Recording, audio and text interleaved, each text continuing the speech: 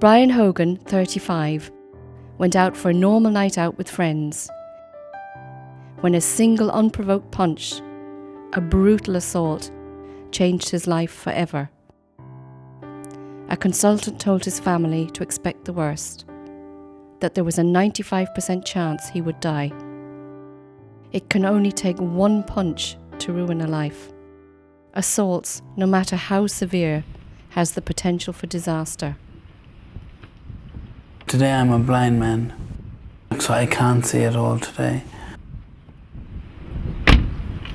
My rehabilitation journey was a very interesting and difficult one. I had to learn how to walk and how to talk again, a bit like a baby does.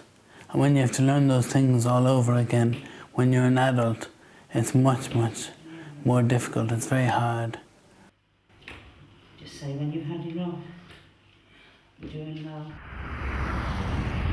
ABI Ireland, they give Brian his independence, they give him his dignity, they allow him to have self-respect.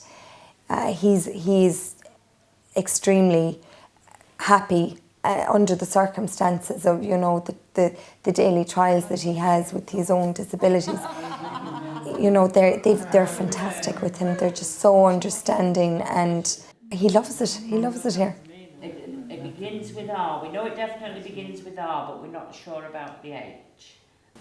When you go from being a very busy professional person, very independent, fiercely independent, very active, very sporty and fit, to being in a wheelchair in the dark.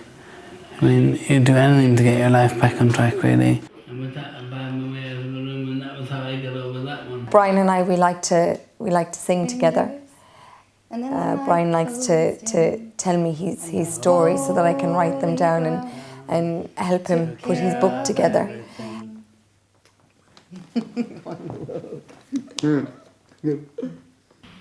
I was always a go-getter. I went out and made things happen for myself.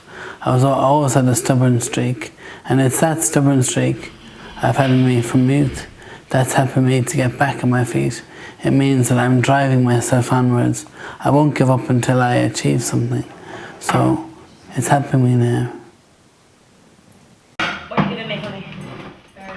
Brian, he's got a great sense of humour, and he's a great way of being able to compartmentalise things, and it's his strategy of coping without hope and positivity. You know, it just makes it impossible.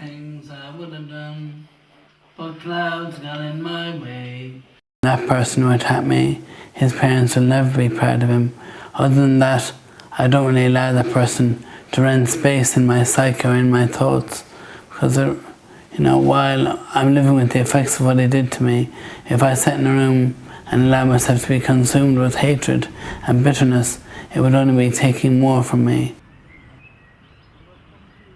To say every cloud is a silver lining, there has been silver linings and there has been certain positive things in life. I don't put so much importance on material things, my relationships with family members and genuine friends.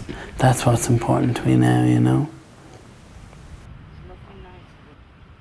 What really hurt me more than anything over my own personal loss was the loss that this attack has brought, the hassle it's brought, and the great strain it's brought to my family. For one person, one idiot, through punching me through his bad actions, the idea that he could take my parents' retirement from them, that breaks my heart, you know. I mean, the damage you can cause to another person, the way you can blow their lives apart, it's massive, really. Through one reckless act, one moment of craziness, it's just not worth it. No way.